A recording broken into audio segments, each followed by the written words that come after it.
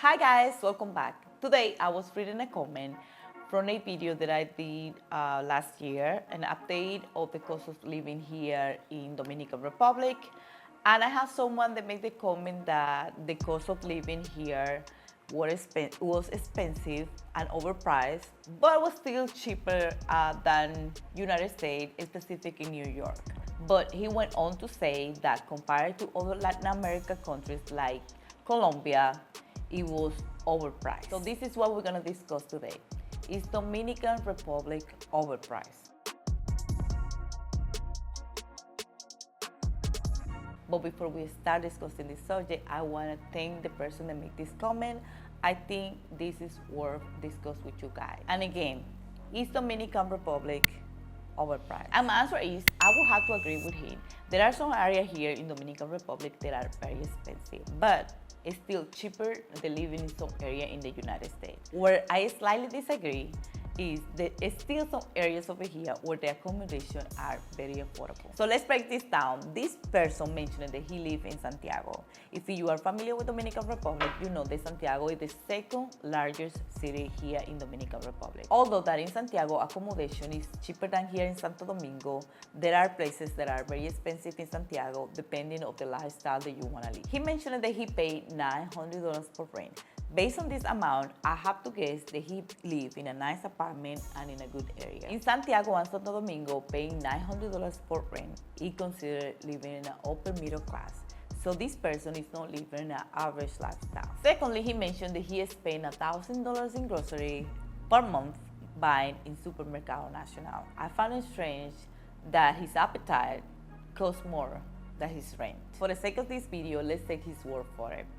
First of all, Supermercado Nacional is one of the largest supermarkets here and also one of the most expensive supermarkets. That is a supermarket that we shop most of the time. Yeah, I know, buying groceries over there can be expensive. I put Nacional in the same level of Publix in South Florida, so buying in Nacional, it won't be not much different than buying groceries in the States. Your mix can be slightly cheaper. One thing that I noticed where you save versus United States is in chicken, vegetables and fruits, and grain. You notice a difference when you buy these items here.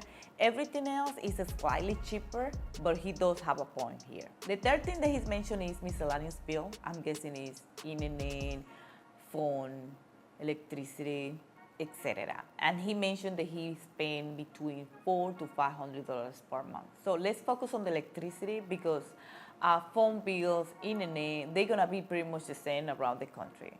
So for a plan that if you get a plan, it's gonna be the same price. It doesn't matter where you are. In regards to utilities, as I mentioned in my previous video, that I said that depending on where you live here, your utility bill can be pretty high. If you live in a lower class neighborhood, your utility bill will be lower than someone that lives in an upper class neighborhood, regardless of the utility use. As I mentioned before, he seems to live in above average neighborhood. Even if he runs his AC just at 9, he can still get a bill for $200. I consider that expensive when someone that lives in a lower class neighborhood can run his AC all the time and probably pay $40 for electricity per month. Again, he do have a point there. So if we add all this up, it will come up to be $2,400 per month. Would you consider that expensive?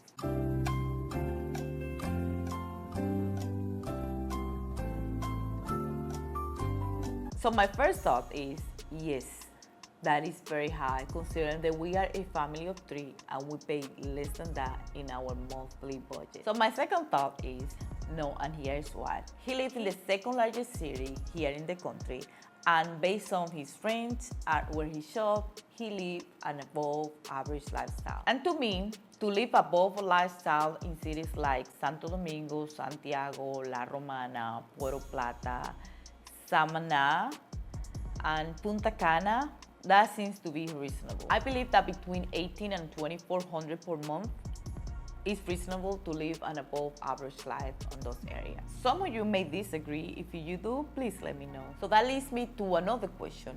Can you live above an average lifestyle than the price that I just mentioned? And the answer is yes. But you will have to sacrifice. So what do I mean with that? What I mean is you will have to live in a smaller city to bring your cost of living down. And when you move to smaller cities, you sacrifice some conveniences, like shopping in local store versus big supermarkets, which is mean that your selection of food can be limited. Although you can find newer apartments on this area, it may not be the variety that you can choose from. If you are willing to make the sacrifice, in exchange you can get lower utility bill, lower rent, and cheaper food. Probably you're asking yourself, why would I pay cheaper to live in a small town in Dominican Republic when I can pay the same in living cities like Medellin, Colombia, or Rio in Brazil? And I guess my answer is, if that's where you want to live, then you will have to move there.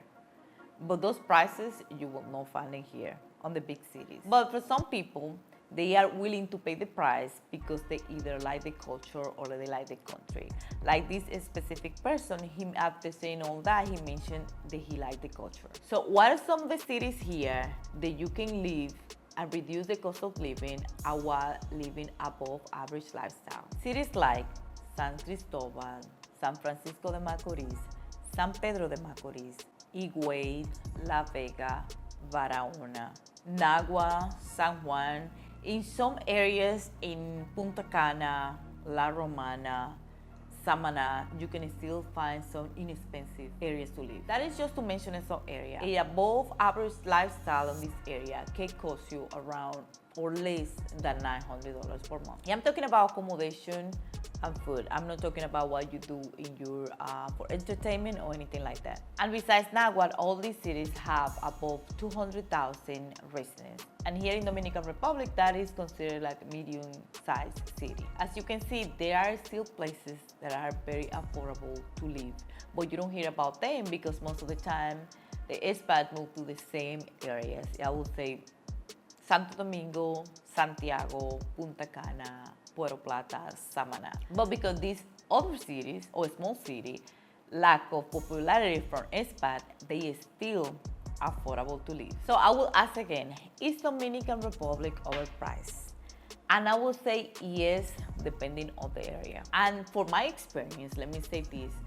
Living here in Santo Domingo and for the past 2 years, I've seen that the prices in real estate is going very high and I believe it's overpriced. Like for example, when we first moved here 2 years ago, the place that we moved in, the owner have it for sale. And the prices that they gave us is way different than now, 2 years after. When we renew our lease, they told us the price again and the price changed over between $35,000 and $40,000 more for the price of the same apartment. Sometimes you don't even understand the reason. I mean, you will say, everybody says after COVID hit, and that is the only obvious reason that you can find, but then after that, nothing else. So I will agree with that. For the past few years, the real estate market has been to me, overpriced. And one of the things is that when real estate market grow and it gets expensive, all the things change with it, like the infrastructure. And what happened here is the real estate market is going up, but then the infrastructure, the road, they are growing, but slow. And then other thing doesn't change either, which is like utility. It's still here that the power goes off in some area. And then the services, you will say, like the internet services, depending where you are, is still not the best. So let me know what you think. If you think that Dominican Republic is overpriced, just leave a comment here down below to share with us. And that is all I have right now. Thank you for watching this video. Don't forget to like, comment, and subscribe, and I will see you in my next one. Bye! Hi guys, welcome. On today's video, we are gonna talk about, but he went on to say that compared to other Latin America, But before we start, I wanna acknowledge, okay. Where I slightly disagree is that it's still some areas over here where you can sleep. Where I slightly disagree, don't me laugh. In Santiago and Santo Domingo, paying $900 a month for rent is considered middle. My oferta.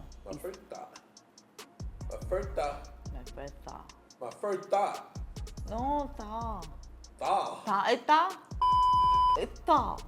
Thought. Thought. Yeah. So my first thought is